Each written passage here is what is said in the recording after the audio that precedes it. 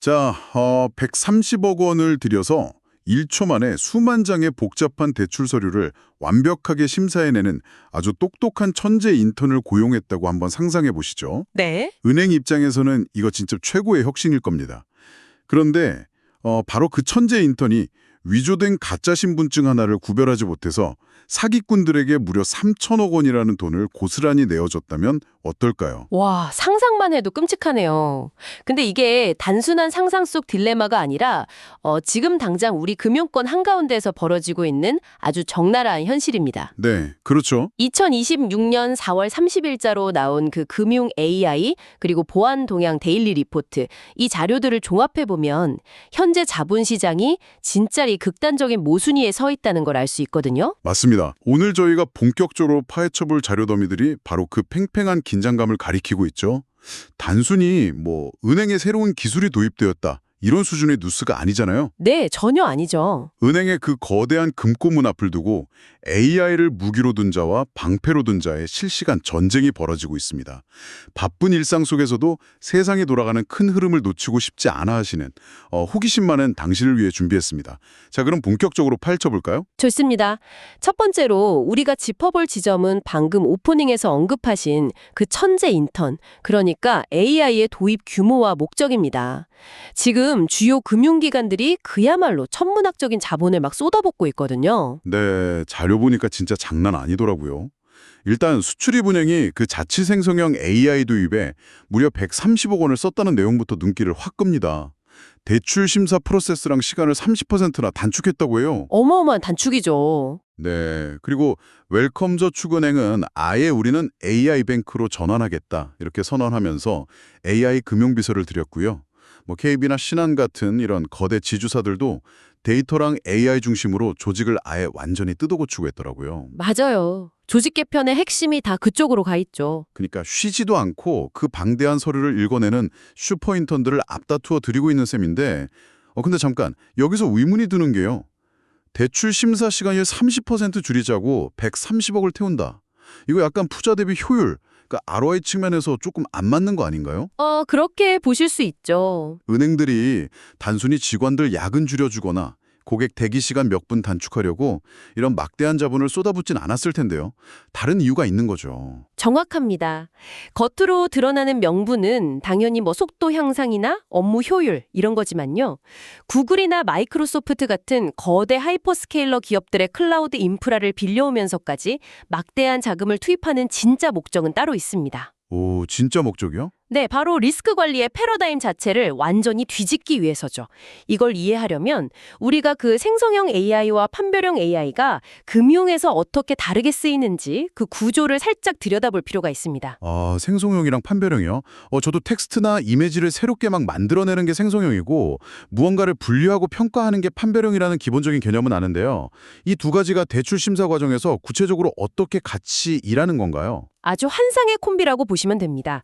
생성형 AI가 고객의 그 방대한 재무제표, 과거 이력, 심지어 인터넷에 흩어진 시장 뉴스 기사들까지 다 모아서 심사역이 읽기 편하게 하나의 요약 보고서를 쫙 작성해 준다면요. 네네.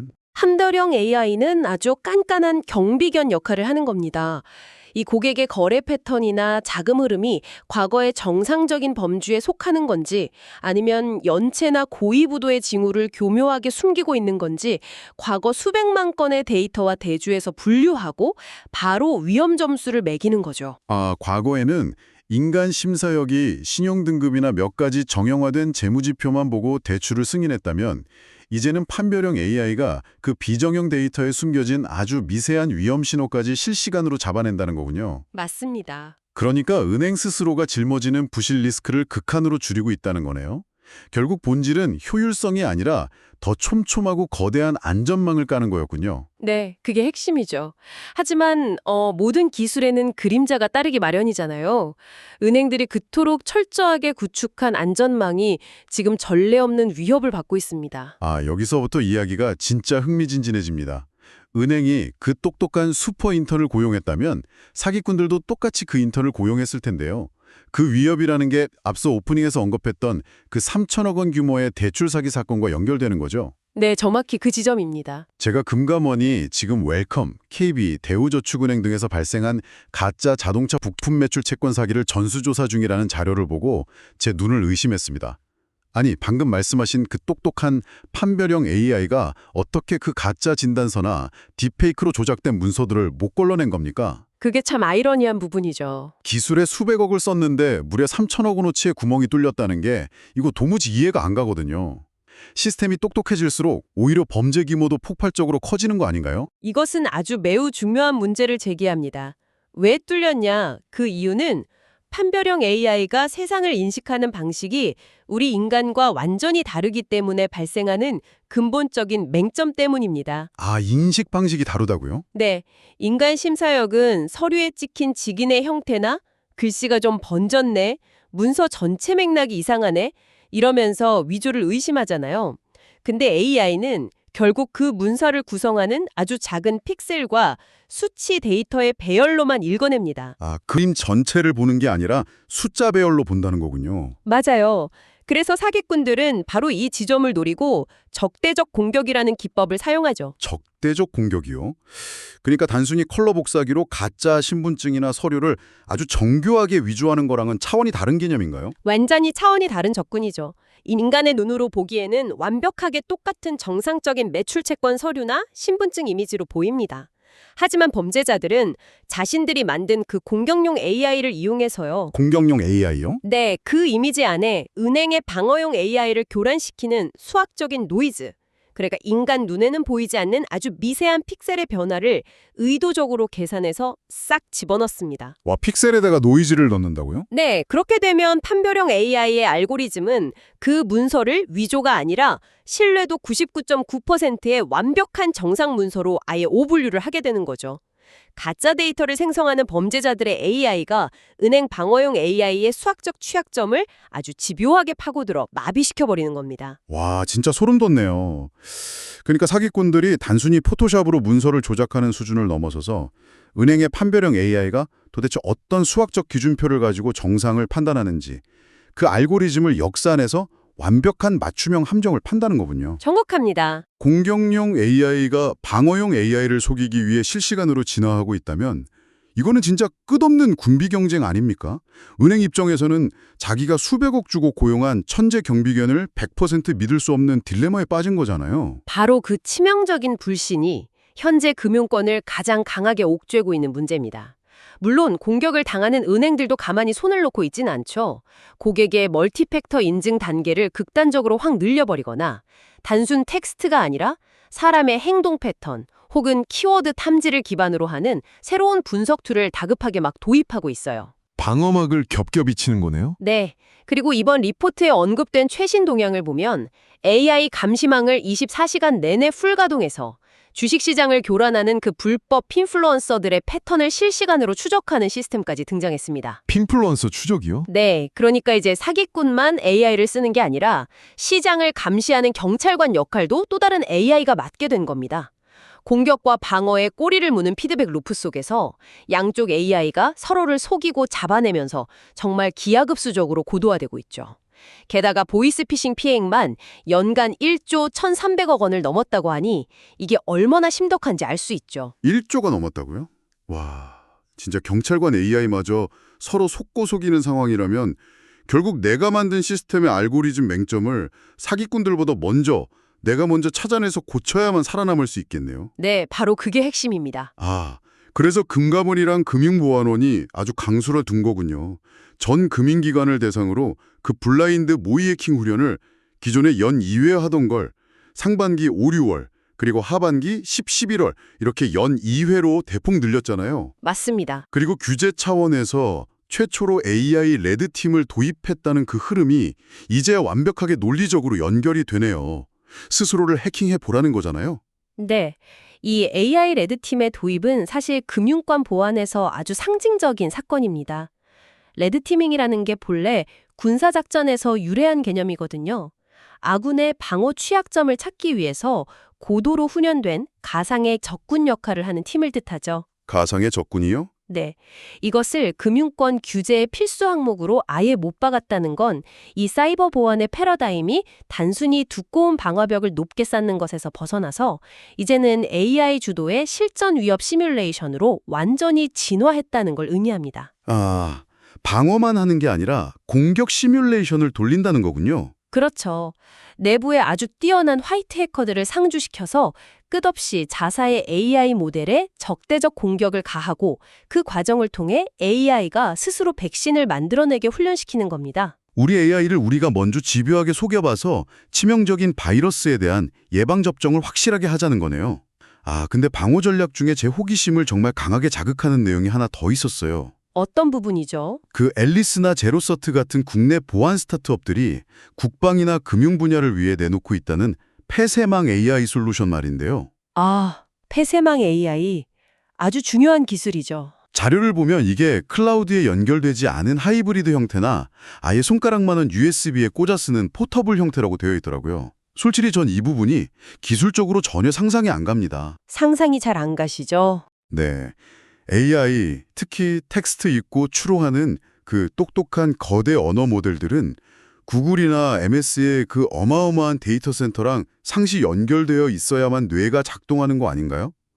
외부 인터넷선을 완전히 꺼버린 닫힌 방이나 작은 USB 안에서 도대체 어떻게 그 무거운 AI가 혼자 돌아가는 건지 진짜 의문입니다.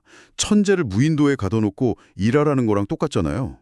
누구나 한 번쯤 가지게 되는 아주 예리한 기술적 의문입니다. 그 불가능해 보이는 마술을 가능하게 해주는 열쇠가 바로 모델 양자화라는 핵심 기술이거든요. 모델 양자화요? 처음 들어보는데요. 우리가 흔히 아는 거대 언어 모델의 뇌는 수천억 개의 파라미터, 그러니까 매개 변수로 이루어져 있어서 이걸 처리하려면 거대한 슈퍼컴퓨터의 연산력이 무조건 필요하죠. 그런데 이 모델 양자화 기술은 파라미터들이 가진 수학적 정밀도를 소수점 아래 아주 미세한 단위에서 과감하게 깎아내버립니다. 깎아댄다고요? 네, 정밀도를 쳐내서 모델 전체의 덩치를 극단적으로 확 압축해버리는 거죠. 아, 데이터의 정밀도를 쳐내서 AI의 뇌 용량 자체를 물리적으로 줄여버린다는 거군요. 근데 뇌 크기를 그렇게 강제로 다이어트 시켜버리면 130억 원어치 일을 하던 그 천재 인턴이 갑자기 멍청해지거나 엉뚱한 답을 내놓는 건 아닌가요? 직관적으로는 당연히 그렇게 생각하기 쉬운데요. 놀랍게도 AI의 뼈대가 되는 핵심적인 추론 능력은 상당히 높은 수준으로 계속 유지가 됩니다. 오, 진짜요? 네, 세상의 모든 범용적인 지식을 다 날려버리는 대신에 금융 사기 패턴 탐지라던가 1급 기밀문서 요약 이런 식으로 아주 특수한 목적 하나에만 AI를 고도로 학습시키고 최적화하는 거거든요. 선택과 집중을 하는 거네요. 그렇죠. 사실 금융 고객 데이터나 국방 기밀은 퍼블릭 클라우드에 올리는 그 순간부터 탈취당하거나 오염될 리스크를 떠안아야 하잖아요. 따라서 외부와 완전히 단절된 오프라인 상태에서도 가볍고 빠르게 작동하는 이 경량화된 폐쇄망 AI가 필시적일 수밖에 없습니다. 아, 그러니까 비유하자면 자팍다식한 거대한 범용 천재를 고용하는 게 아니라 보안이라는 단 하나의 특수 임무만 완벽하게 수행하는 정의 요원을 인터넷이 완전히 끊긴 밀폐단 지하 벙커 안에 키우는 거랑 같네요. 정확한 비유입니다. 그 전체적인 큰 그림과 연결해 본다면 이 폐쇄망 AI 상용화 역시 보안과 AI 도입이라는 두 마리 토끼를 잡기 위한 아주 필수적인 진화 과정인 거죠. 외부의 어떤 간섭이나 해킹 공격도 불가능한 철통 벙커 안에서 특수 목적 AI만 돌아간다. 이제야 그 폐쇄망이라는 개념과 기술적 메커니즘이 확 와닿습니다. 자, 이렇게 눈에 보이지 않는 픽셀 단위의 전쟁부터 AI 뇌를 압축하는 벙커의 기술까지 치열한 보안의 최전선에서 벌어지는 일들을 쫙 살펴봤는데요. 네. 그렇다면 이제 이 거대한 기술적 지각 변동이 만들어내는 현실의 경제적 파동, 이걸 짚어봐야겠습니다. 바로 무서운 속도로 이동하는 자본, 그리고 벼랑 끝에선 우리 현실의 일자리 문제입니다. 맞습니다. 이 모든 기술적 혁신은 결국 엄청난 자본의 뒷받침 없이는 불가능한 거니까요. 자본시장의 지형도가 어떻게 바뀌고 있는지 볼 차례군요. 네, 자료에 나타난 지표들을 보면 이 돈의 냄새를 맡은 거대 자본이 얼마나 빠르고 냉혹하게 움직이는지 알 수 있습니다. 외국인이랑 기관 투자자들이 KB금융, 신한지주 같은 이런 대형 금융주들을 앞다퉈 쓸어담고 있어요. 엄청나게 사고 있죠. 이유가 명확하더라고요. 금융사들이 방금 우리가 계속 이야기한 그 방대한 판별형 AI 레드팀, 그리고 폐쇄망 벙커, 이런 걸 구축하기 위해 천문학적인 돈을 쓰기 시작했기 때문입니다. 이 거대한 인프라를 돌리려면 결국 엄청난 양의 AI 추론용 CPU랑 GPU, 그리고 그것들을 시켜줄 전력이 무조건 필요하잖아요. 네, 전력 수요가 진짜 어마어마하죠. 기술의 보안 전쟁이 곧바로 이 부품, 전력 섹터의 폭등으로 직결되고 주식시장의 시가총액이 AI와 자본을 쥔 금융 중심으로 완전히 재편되고 있는 현상이 뚜렷하게 보입니다. 맞습니다. 여기에 제가 한 가지 더 덧붙이자면 블랙록이나 시큐리테이즈 같은 글로벌 거대 자본이 주도하고 있는 토큰화 트렌드. 이것도 자본의 쏠림 현상에 엄청나게 기름을 붓고 있습니다. 보고서에 등장하는 그 온체인 기반의 주식, 채권 토큰화라는 트렌드요. 이거 사실 단어만 들으면 좀 어려운데 정확히 시장의 거대한 자금을 어떻게 움직인다는 뜻인지 좀 와닿게 설명해 주실 수 있나요? 네, 아주 쉽게 설명해 드릴게요. 우리가 흔히 아는 강남의 부동산 건물 한 채, 고가의 미술품, 혹은 기업의 거대한 채권 같은 현실의 실물 자산들 있잖아요. 네네. 이런 건 덩치가 너무 커서 한 번 거래하려면 복잡하고 시간도 되게 오래 걸리죠. 그런데 이것을 블록체인 네트워크, 즉 온체인 위에서 디지털 토큰의 형태로 아주 잘게 쪼개 올리는 기술이 바로 토큰화입니다. 건물을 잘게 쪼갠다고요? 네, 이렇게 되면 예를 들어 1,000억 원짜리 빌딩을 1만 원 단위의 토큰으로 나누어서 전 세계 누구나 24시간 실시간으로 사고 팔 수 있게 되는 겁니다. 와, 1만 원 단위로요? 네, 거기서 아까 말한 AI가 그 방대한 거래의 안정성과 신용도를 실시간으로 다 검증해주고 스마트 컨트랙트 기술이 중개인 없이 안전하게 계약을 체결해줍니다. 중개인도 없이요? 그렇죠. 기존 자본시장이 가졌던 물리적, 시간적, 금액적 장벽이 완전히 허물어지면서 상상할 수도 없는 규모의 유동성이 쏟아져 들어올 수 있는 엄청난 고속도로가 확 뚫리게 된 겁니다. 1,000억짜리 건물을 1만 원 단위로 쪼개서 새벽 3시에도 사고 팔고 AI가 그걸 다 검증해 준다니 이거 진짜 돈이라는 무형의 피가 AI와 블록체인이라는 새로운 혈관을 타고 미친 속도로 돌기 시작한 거네요. 표현이 아주 정확합니다. 이 파도에 올라탄 투자자들에게는 그야말로 아드레날린이 솟구치는 황금빛 기회의 장이 열린 셈인데 근데 반대로요. 아주 차갑고 무서운 현실의 지표도 우리 눈앞에 딱 놓여 있습니다. 도대체 이 모든 게 우리 삶에 무슨 의미일까요? 어떤 지표를 보셨죠? 한국은행 고용연구팀이 발표한 통계를 보니까 진짜 숨이 막힐 지경입니다. 2021년부터 2024년까지 겨우 3년 남짓한 시간 동안 청년 직업 21만 개가 감쪽같이 증발해버렸어요. 그 통계 수치가 참 충격적이긴 했죠. 더 무서운 건 그 사라진 일자리의 98%가 앞서 우리가 은행들이 엄청나게 도입하고 있다고 말했던 그 기술, 즉 AI 고노출 업종에 집중되어 있었다는 겁니다. 아니 130억짜리 슈퍼인턴이 들어오면서 21만 명의 청년 인턴들이 짐을 싸서 쫓겨난 상황이잖아요. 자본은 폭발하는데 직업은 사라지는 이 끔찍한 마찰. 우리는 이거 어떻게 받아들여야 합니까? 참 뼈아픈 현실이죠. 하지만 이 지식은 적용될 때 가장 가치 있다는 관점에서 볼 때 지금이 산업혁명에 버금가는 과도기라는 걸 인정해야 합니다. 21만 개라는 수치 자체는 분명 심각한 경고등이 맞지만 단순히 AI가 쇳덩어리 기계처럼 우리 인간의 밥그릇을 전부 빼앗아갔다. 이렇게 1차원적인 절망으로만 해석해서는 안 됩니다. 그렇게 단순한 일자리 대체가 아니라 일자리의 성격 자체가 완전히 바뀌고 있다는 말씀이신가요? 정확합니다. 증발해버린 그 21만 개의 일자리를 가만히 뜯어보면요. 대부분 단순 서류 대조, 과거 데이터 입력, 기출적인 문서 요약 같은 아주 반복적이고 규칙 기반의 사무직에 집중되어 있습니다. AI가 제일 잘하는 것들이네요. 그렇죠.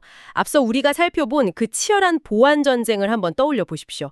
사기꾼들의 적대적 공격을 막아내기 위해 지금 당장 금융권에 필요한 인재는 서류에 도장이 제대로 찍혔는지 하루에 100만 장씩 확인하는 인간이 아닙니다. 그럼 어떤 인재가 필요한 거죠? 폐쇄망 AI의 모델 양자화 원리를 이해하고 AI 레드팀에 들어가서 가상의 모의 해킹 시나리오를 직접 설계하며 데이터의 편향을 바로잡을 수 있는 AI 리스크 매니저나 AI 보안 분석가입니다.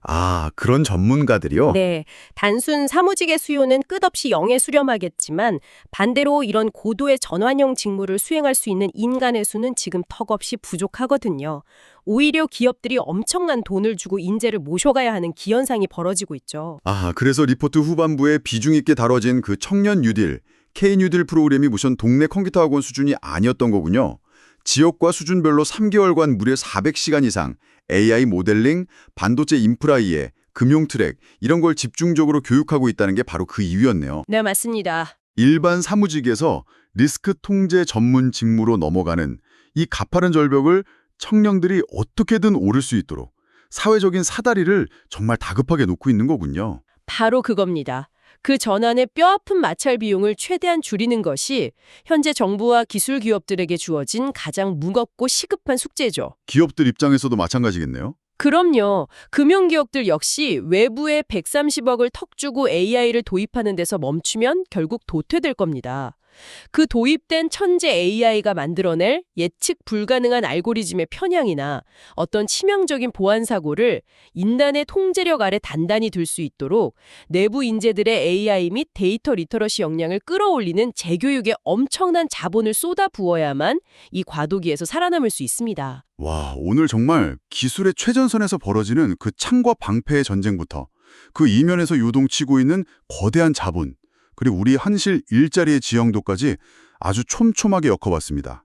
사실 처음에 이 자료 봤을 때는 단순히 AI 보안 데일리 리포트, 이래서 좀 딱딱한 서류뭉치인 줄 알았거든요.